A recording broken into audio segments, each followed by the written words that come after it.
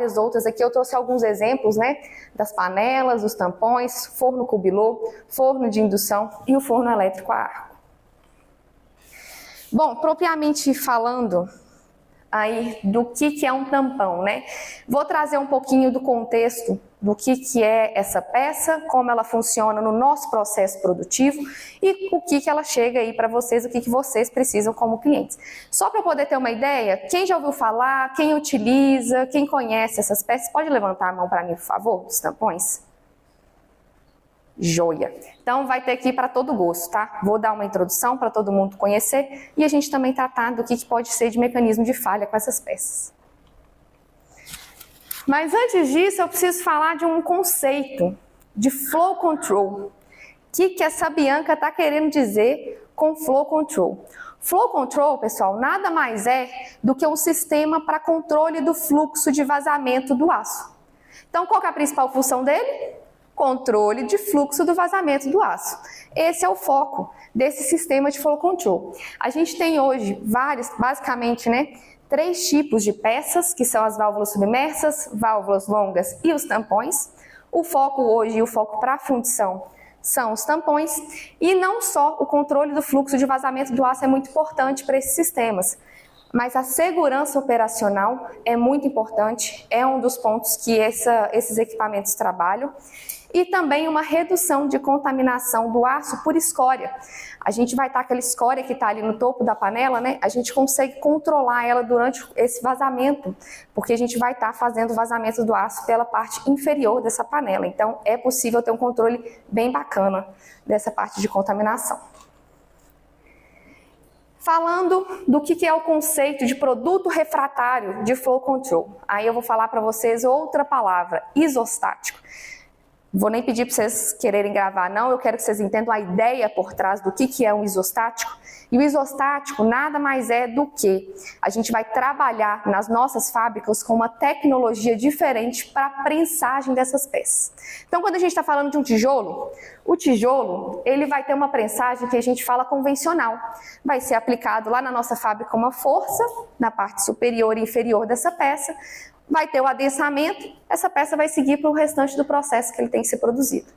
O material isostático, como o tampão, é trabalhado com forças aplicadas de maneiras uniformes nessa peça. Então, em toda a dimensão da peça, vai existir uma força para ajudar a fazer a compressão e a finalização desse produto.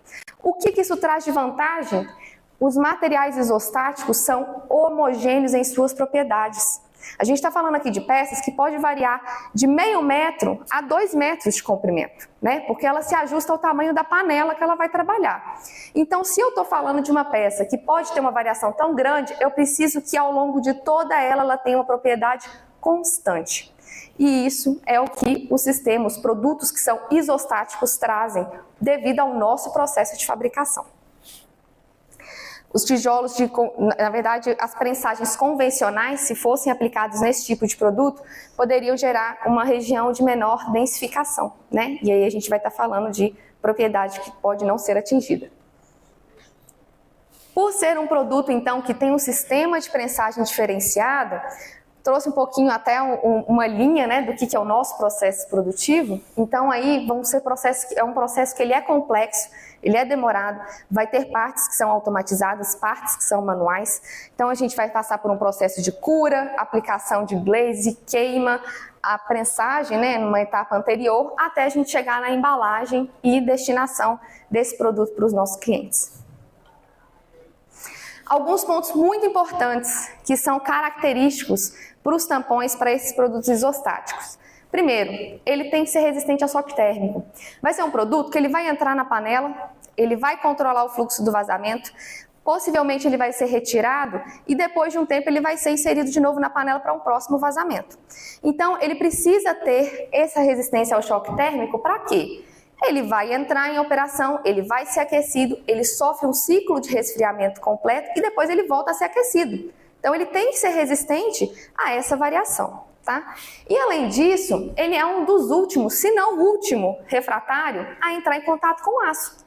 Então, essa estabilidade de propriedade, ela precisa ser muito boa, né? Vocês já estão com o produto finalizado para poder ir para o molde. Então aquele aço ali já foi tratado. Esse material tem que permitir que vocês consigam ter esse aço da mesma maneira que vocês esperam, né, no produto final. Flexibilidade de utilização. Falei um pouquinho que pode ser colocado numa panela, a panela vai para o vazamento, depois ela volta. Ele também pode ser usado de forma automatizada, em linhas de processo de fabricação seriada. Então pode ter uma panela fixa e ele vai ficar fazendo o controle do vazamento ali, enquanto os moldes vão sendo passados. Sistema de fixação. Para ele funcionar, ele tem que ser fixado na panela. Então vão existir sistemas de fixação que são adaptáveis, né? A gente vai precisar disso para essa peça funcionar. É um material ligado à resina, curado e queimado, e a gente pode ter basicamente 5 tipos de sistemas refratários. Por quê? Essa peça, ela pode ter diferentes solicitações, seja na região superior, no corpo, na ponta. E essas solicitações, a gente precisa ter uma gama de produtos refratários que vão atender a elas. E o que vai mandar, qual que a gente vai escolher? O produto depende do cliente. Então aqui a gente está falando de projetos que são específicos para cada função. Cada função vai ter uma condição diferente, uma especificidade, um tipo de liga, um tipo de equipamento, um tempo de processo, e isso influencia diretamente no tipo de produto que a gente vai utilizar para fazer a montagem dessas peças. Chegando propriamente aí no dito cujo, do tampão, também alguns conhecem como stopper. Antigamente, na verdade hoje, ainda também existem o que a gente fala que são os sistemas de varões. O que consistia esses varões, né? O que consiste? São a montagem por manilhas refratárias, coloca ali uma massa para poder fazer a união, você forma esse sistema ali que vai controlar o vazamento do aço. Isso aqui era utilizado por uma corrida, porque é um sistema frágil, ele pode ter possibilidade de quebra, gerar um risco de acidente. E aí sofreu-se uma evolução, passou a ter essas peças de maneira prensada, mas na prensagem convencional que eu disse a vocês, que pode ter esse problema de modificação das propriedades ao longo da peça. Até que hoje nós chegamos nesse sistema, que é o sistema com a prensagem isostática, um produto uniforme para poder ser utilizado. Para explicar para vocês umas partes, né, do que constitui. Esse material, ele pode utilizar de sistema de injeção de argônio, tá? Não são todas as fundições que utilizam, mas é uma possibilidade de você ter passagem de injeção de argônio por essa peça. Ele vai ter um corpo refratário, uma ponta. Essa ponta, ela pode ter um material distinto ou não, a depender da necessidade. Uma tinta antiaderente, muito importante. Essa ponta, ela está em contato direto com a válvula do fundo da panela. Essa tinta antiaderente vai ajudar a gente a melhorar e não ter nenhum tipo de problema nessa região. Inclusive, vou trazer aí para vocês umas imagens de quando isso não é utilizado, como que acontece. E, é claro, a haste de fixação. A haste de fixação para a gente poder posicionar essa peça, tá? E aí, funções. O que esse tampão tem como função? Já falei, controle de vazamento do aço, mas aqui eu gosto de trazer esse vídeo para mostrar que isso aqui é o método mais utilizado, né?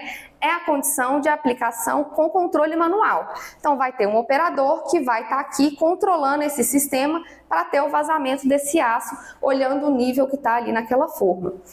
Outra função muito importante, se tem uma pessoa que está aqui controlando o vazamento desse aço, olhando o nível, o que eu preciso ter? Eu preciso de uma vedação eficiente. Essa peça, quando ela fechar aqui, essa panela, esse controle de fluxo, ela precisa fechar de forma eficiente. Eu não posso sair com aço pingando ao longo de toda a planta, né? Por que a gente está falando disso? Isso é questão de segurança. A gente está falando de um processo, um contato aqui extremamente crítico, uma condição muito crítica. Então precisa ter segurança. E segurança para RH e magnesita, ela não é prioridade, ela é um valor. Então isso a gente aplica para os nossos produtos. Característica. Corpo tem que ter resistência ao choque térmico, né? A gente acabou de falar que o material não passa por ciclos, ele vai ser aquecido, retirado da panela, resfriado, reaquecido. Necessita de choque térmico. E a ponta? A ponta ela tem que ter basicamente duas propriedades muito importantes. Resistência à erosão, ela está em contato direto com a válvula na abertura e fechamento, então ela pode sofrer um desgaste por erosão. e ela precisa ter resistência à corrosão. Vai ter um fluxo de passagem de aço que está ali naquela ponta e ela que vai controlar o fechamento desse fluxo. Tô sentindo que eu estava falando baixo antes, hein, gente? Ninguém reclamou, não? Tava todo me ouvindo? Bacana. Então tá bom, obrigada. E o que pode causar uma falha se a gente está falando, né, nessas propriedades de resistência a choque térmico, erosão e corrosão? A primeira delas que eu vou contar para vocês é o pré-aquecimento inadequado. A peça vai ser colocada na panela, posicionada, essa panela vai para pré-aquecimento porque ela precisa de ter um encharque do material refratário ali antes dele receber o aço da panela, mas não só a panela. Esse produto também precisa ter um pré-aquecimento adequado. Quando eu falei de que ele tem que ter resistência a choque térmico, eu não estou falando que ele vai trabalhar frio, pessoal. Esse material ele não vai receber metal sem ter um pré-aquecimento. Ele consegue fazer ciclos, mas ele precisa ser bem aquecido para ele poder conseguir executar a função dele e a performance que a gente espera. E aí a gente vai ter uma temperatura aqui, né, basicamente em torno de 1000 graus para poder pré-aquecer essa peça por no mínimo 60 minutos. E o outro extremo também é muito ruim. Se eu deixo muito tempo essa peça na panela aquecendo ou eu deixo em temperaturas muito elevadas, eu perco o controle do meu gás que está ali nesse pré-aquecimento, o que pode acontecer? Eu tenho uma oxidação nesse produto e aí ele também vai gerar problemas, né? E compensação, como eu disse, se eu tiver um pré-aquecimento que não é adequado, eu não coloco essa peça para pré-aquecer, você pode ter um acidente. Essa peça pode se romper, porque ela vai receber um metal que está a mais de 1600 graus, né? E aí ela vai trabalhar frio, ela não consegue sustentar e se rompe. Então, o pré-aquecimento é muito importante para esses produtos. Região de fixação, o que a gente pode ter aqui, o que a gente tem que pensar? Material refratário não é pensado para trabalhar sob tração. Essas peças também não são. Então, coloquei aqui, ó, que isso aqui é uma panela, aqui eu tenho uma peça, coloquei ela fixada, aqui ela já está fixada e posicionada. Ela precisa ter um alinhamento adequado para que essa ponta fique corretamente posicionada na válvula, porque caso contrário, você pode ter aqui uma força exercida nessa ponta que vai gerar um esforço de tração lá na região de fixação. Se eu gero um esforço de tração nessa região de fixação, o que pode acontecer? Eu tenho um rompimento, uma quebra nessa região de fixação, se o alinhamento não estiver corretamente adequado. Ainda sobre a região de fixação, aperto excessivo da porca. O operador chegou, o chefe já veio falando com ele bravo, cobrando entrega, cobrando produção. O cara vai lá posicionar o tampão, aperta isso aqui com toda a força do mundo na base do ódio, ele trinca essa peça. Se ele trincar essa peça aqui, essa peça não consegue ser mais utilizada, né? É um produto único, então você perde uma peça por força excessiva na porta. O que a gente pode fazer como contramedida? O que existe para a gente poder utilizar? Você pode utilizar um torquímetro. Utilize um torquímetro para você medir, existe um valor de recomendação, tá? Aqui a imagem não está tão boa, mas a gente tem um rompimento nessa região de cima, e esse rompimento ele pode ser até aqui embaixo, onde está o sistema interno de fixação da peça. Tá? É algo muito simples que apenas uma recomendação, um acompanhamento a gente consegue solucionar e que gera muito transtorno se não for feito de maneira adequada. Desgaste de ponta. Aqui são vários sistemas, a gente pode ter um problema de corrosão com essa peça. Qual que é o problema de corrosão? Você pode ter, aqui ó, tem uma imagem muito bacana, aqui é o mesmo cliente, o mesmo sistema utilizado pelo cliente e a gente modificou o material da ponta. Então o material precisa ser adequado para a gente ter a correta utilização e não sofrer uma corrosão. Por isso é tão importante a gente trabalhar com o cliente para a gente fazer produtos que são personalizados, para entender o tipo de liga e o tipo de solicitação. Erosão da ponta, essa erosão da ponta a gente pode trabalhar na nossa composição do refratário com o carbono, o teor de carbono que está presente nesse material. Oxidação no aquecimento. Como eu disse, né, se a gente passa demais do tempo ou se passa demais a temperatura do pré-aquecimento, essa peça pode ter uma oxidação. Essa oxidação vai desproteger. A gente tem um material, uma cobertura, uma tinta nesse produto que é para proteger. Essa tinta, se passa a temperatura dela durante esse pré-aquecimento, ela deixa de ter a função de proteger essa peça. Então, na hora que o material entra em contato com o aço, ele pode sofrer isso daqui e aí começa a gerar essa descamação, né, na peça, esse desgaste visível aqui nos materiais. Então, a gente pode alterar a configuração até mesmo do antioxidante que a gente utiliza. Né? Vamos supor que realmente, olha, não consigo, eu tenho que trabalhar com uma temperatura aqui nesse pré-aquecimento. Vamos trabalhar para a gente fazer um outro tipo de combinação de antioxidante para poder atender essa solicitação. Quebra de ponta. Quebra de ponta também vão ter vários motivos, tá?